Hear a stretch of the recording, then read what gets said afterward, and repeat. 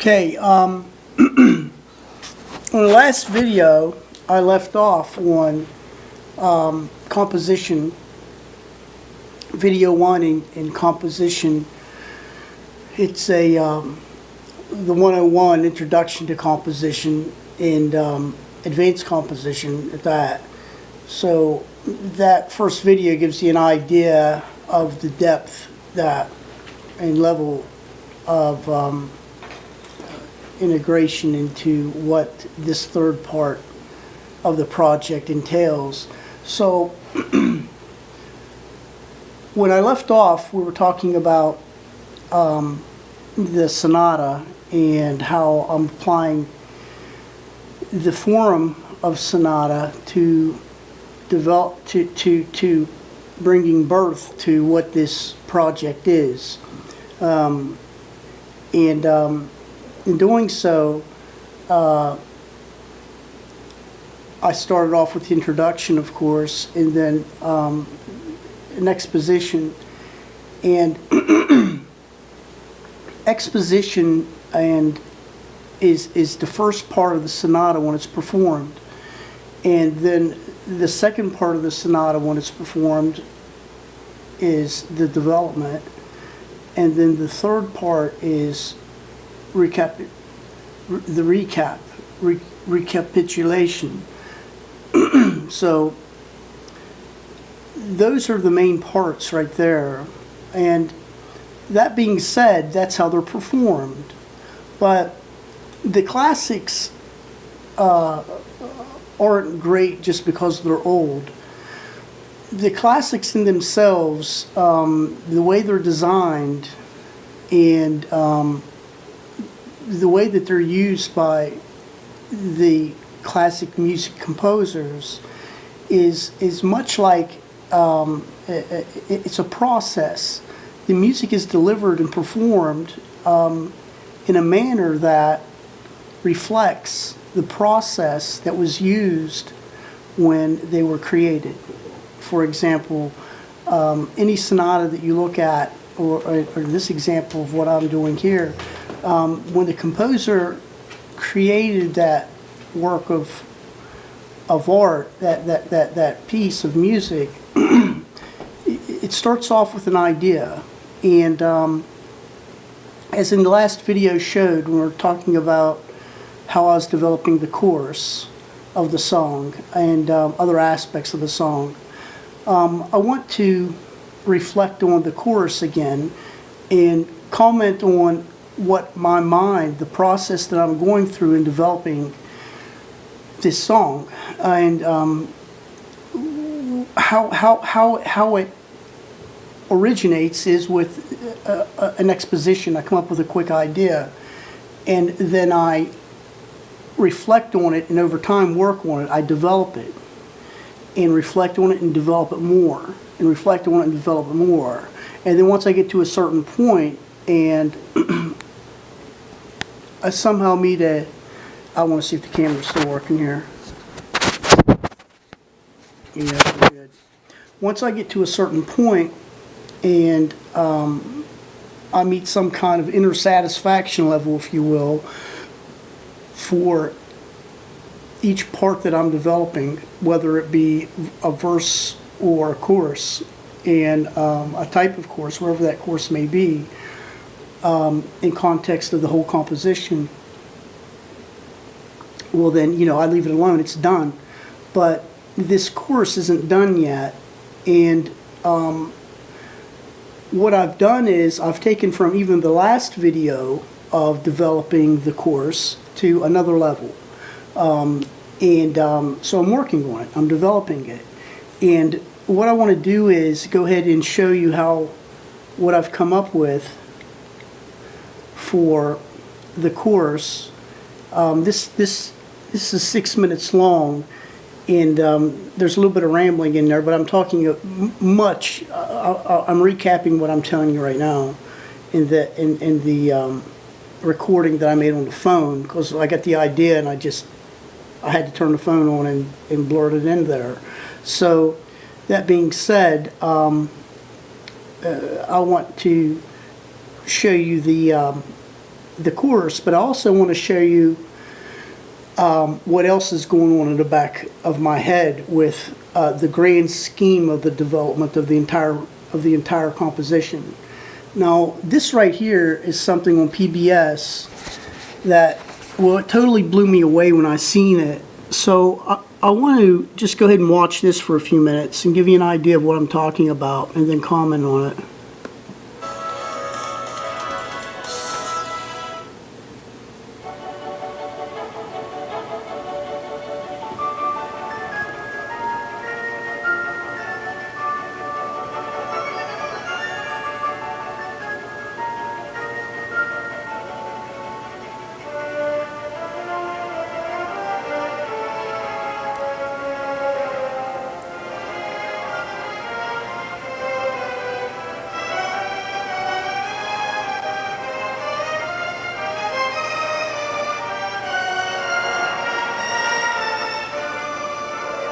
Pretty cool intro, eh?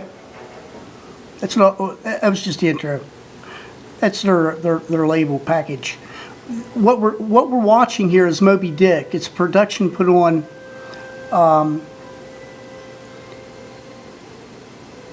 in San Francisco. There you go. San Francisco Opera put this on, and it's really three-dimensional, and it's 3D on stage as well.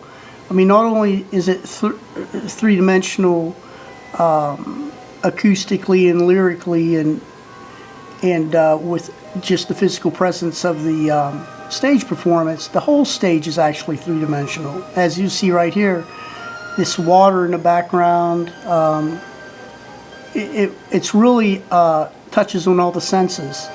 So what I'm thinking about after this song, or the work, what I'm developing right now for this song, Moby Dick for the Children, is in the end, after the entire thing is composed, perhaps put multimedia to it, a visual element as well, and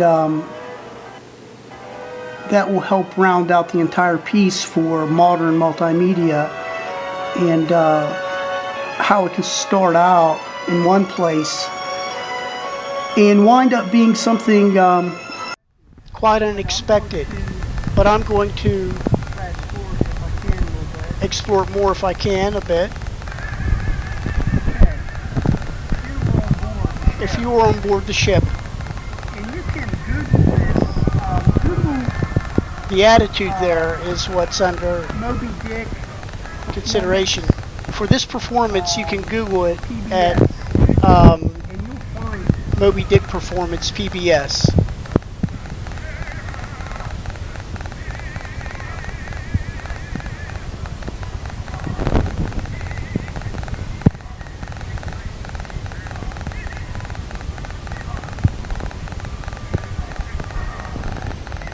It's Los Angeles Opera House.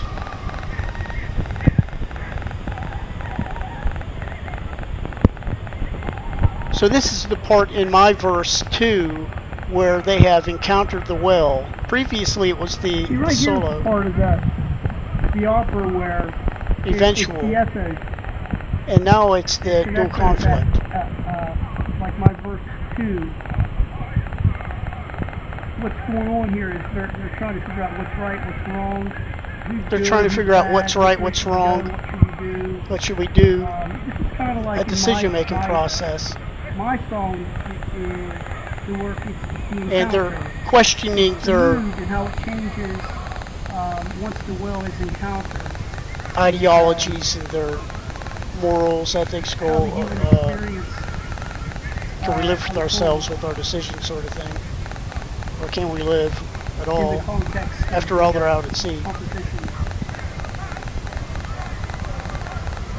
And not only is there conflict among themselves while they organize, of course there's Captain Ahab at the head and his word's final, but it's between them, their culture on the boat, and It's really quite incredible. like the culture on Das Boot, if you see that documentary about the German, it's really popular in What I'm thinking theater about study is and culture. But anyway, that, um, published to AACE prior, and actually that's who invited me to Vienna to present multimedia and education. And I did develop well, actually I wrote a paper on best practices for teachers to use available multimedia on the internet, like at archive.org, things that have fallen out of copyright and things that are copywritten if they're used in an academic setting, of course, and they're used under the Fair Use Act. That being said, it's a model for mashing up media and enabling the students to learn how to use it to create totally new ideas with it. It's pretty cool. If you Google Marc De Biase, you'll find papers that I've written, and they're out there on the internet. And I'm uncertain if you'll be able to find any of them and just download them and read them. You might have to join some sort of organization or pay for it. But that being said, I'm not earning any money from it. That stuff that's all AACE or Amazon.com, for example. They sell something that I wrote, and I don't get any royalties from that. Not at all. But in any case, because it's all academic, I don't know who gets the money from it. I never explored it, and I really don't care. But that being said, there was a school district in the Bronx actually emailed me after I got back from Vienna and they told me they're integrating that model that I presented in Vienna to their school system over there, and they're going to use it in part or in whole, or maybe they're mashing it up too and just adding it to a set of content methods they already have for instruction. But they told me they were using it, which is really cool.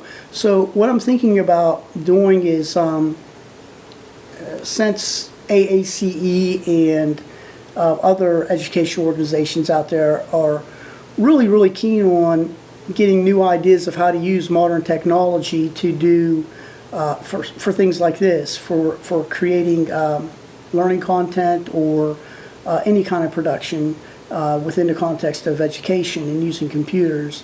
And so that being said, I'm thinking about taking this whole project and as it's being documented and packaging it when I'm done with not the aspect of the project where we will be focusing on techniques and rhythm styles of John Henry Bonham, for example, not that aspect of it. And not the very beginning either, the technology integration. What I'm thinking about offering out first, although the others aren't, completely out of the picture, but you have to start somewhere. And what I'm thinking about offering out first is perhaps when I get done with the composition aspect of the content and we reach the end of that road, and I have the final piece completed, Moby Dick for Children, and the film added to it, the multimedia as well, and then it's a final product, something that could be presented like this is being presented here on PBS. When it gets to that level, well then what I'd like to do is perhaps thinking about packaging it and submitting it to a conference and see if I can perhaps have it published through one of the academic organizations out there, and then perhaps teachers will use the content that I have here to give their students ideas on how they can use technology to create their own projects. So getting back to development in the Sonata, what I've done is the course, getting back down to where I'm at, working on this grand plan. The course, I've further developed it. So I want to listen to this video here real quick. I mean, the phone here for a second, so you can get an idea of what I've come up with. Hold on here a minute. Now remember that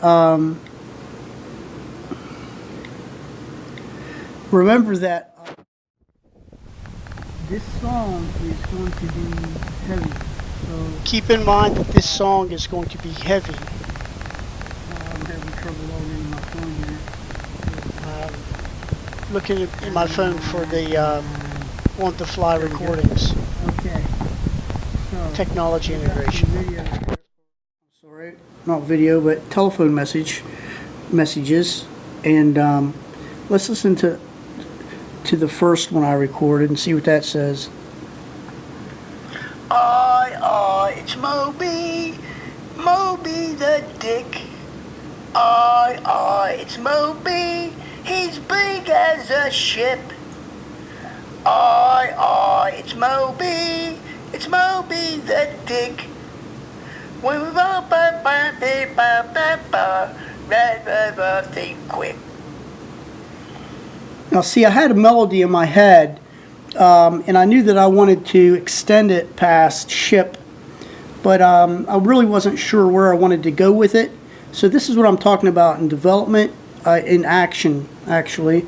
And the next notation made, you know, I can only imagine how the old music composers, I mean, we're talking about technology and composing now, and you know, Mozart sitting around with a quill or whatever and writing music, and you really got to think, you really got to wonder about how did they do it, and what processes did they use given the tools they had available. And it's really incredible when you think about the classic sonata and how it is performed, and then you think about the actual human process of creating a composition, and you find yourself going through the same steps as the sonata mentally, and it's really incredible. It's really a dynamic model. So what I want to do is give you an idea of what I've come up with past the word ship. All right, new idea developing. See how this process continues to develop? It's exposition. This is how it works in your mind. When you study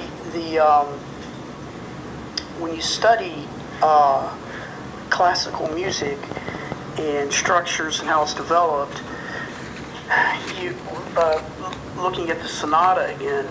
If it's really in instructional design, we would call it like an ADDIE system. First, there's an analysis, and then we would make a design based on the analysis. We would, ask questions. What problem needs to be solved, for example, and then work in the environment and make note of it, and then, of course, create workflow and documentation so that the course has a positive outturn for where it's placed in the organization. So there's methods, and what I'm getting to is there's methods to the madness of sorting out how your brain works and good ways to present or design information in a sequence that enables you to learn it best. And the old classical sonata, there's the exposition. An exposition is just kind of like almost the entire works begins with just like coming up with an idea. And it's not, full-scale symphony kabams right off the beginning, usually. If there is, it still follows a pattern. That being said, exposition is when you first come up with your idea, whether it's subtle and warm or smashing and conquesting or whatever it might be, and that's the concept of the composition of the music that's going to work with the piece, and what motivates the artist to write the composition. So there's the exposition, and then perspective. So, And the development is what I'm saying. the exposition, these other two phone recordings that I had previously that I showed you in the first video, well, those are me just running around. One was typing while I was writing. I'm talking about the previous video, video 1, Well, if you and notice, how I was using the phone like where you are using it right now where you started with to your exposition, capture and then you develop it. thoughts So it on the actually fly, calls not only just the- and then the integrate synth, them the into what you're work, developing. Composition,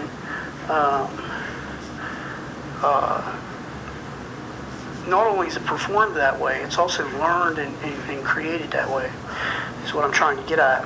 And so I had my exposition of this chorus that I'm working on for Moby Dick, and that was Moby, it's Moby, oh no, it's it's Moby the Dick, it's Moby, right? And I started off with just like 4 lines there, and they're pretty simple and redundant, and it was kind of like see Jane run, see Jane run, run Jane run. You remember first grade learning how to read. Well, anyway, you know, those words right there are just kind of like a little scratch board to get started with and to reflect upon, and you develop it. And so it's not, when you start out writing, it's not necessarily a finished product right when you do it. It's more of, it's composition. So make notes and then embellish them and work on them and make them accurate.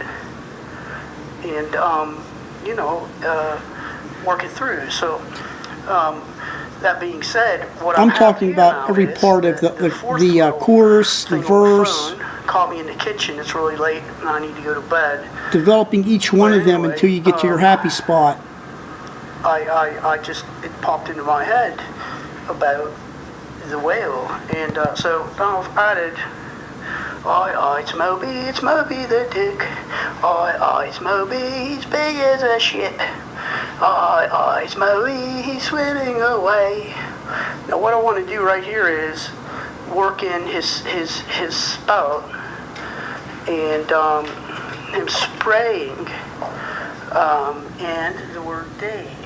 So I'm going to connect them words in a lyrical poem to continue the story. So that's what I'm working on, and I think it's going to be something like, it's Moby the Dick.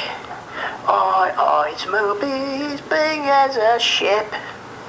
It's Moby, is he swimming away? He's spouting his spray.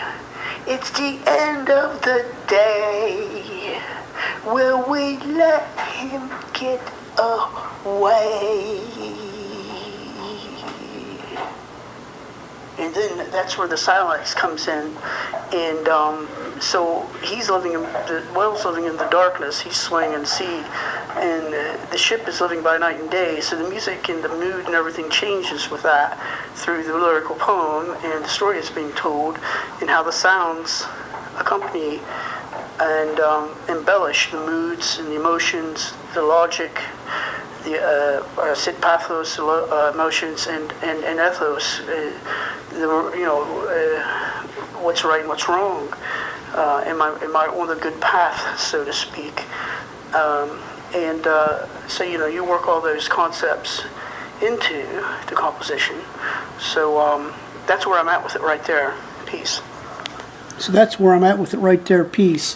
Right here in this production, I'm not grabbing from these guys at all, believe you me. I'm not even thinking about them while I'm writing this piece that I'm working on.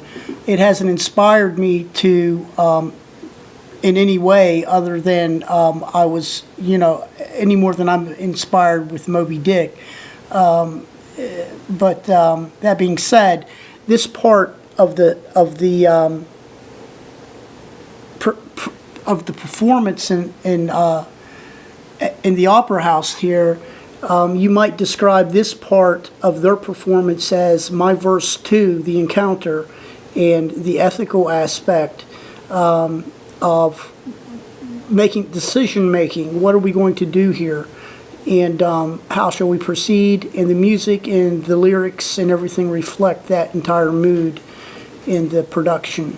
So that's where I would like to ultimately take the Moby the Dick song for children composition that I'm working on as part of the John Henry Bonham project, and then perhaps deliver it out for publication and to the academic environment. And that's just where I'm at with it right now. We'll see what happens. Peace.